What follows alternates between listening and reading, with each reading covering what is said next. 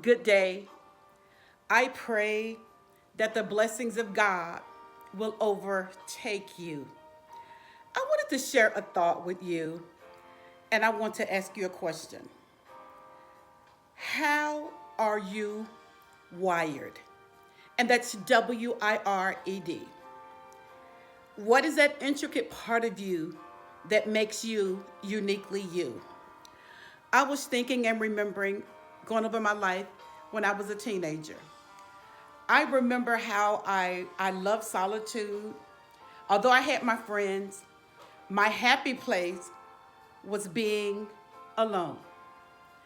And during those times, I would be in my bedroom, reading, studying, singing, and that was just my extremely happy place. And I don't know, about maybe a month or so ago, I started looking back at my life and I started thinking, I was like, I'm still that same girl that I was in my teen years. I require a lot of solitude, quietness, and being alone. That really works for me.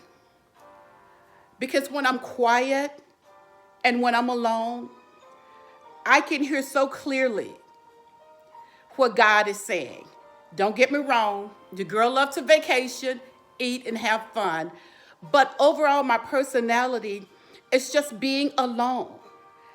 And I am so happy when I'm by myself. That's my time. And I remember I was going through a season. You know, seasons come and they go, seasons change. I was in a season where I didn't want to be alone. But the circumstances were set up for me to be alone.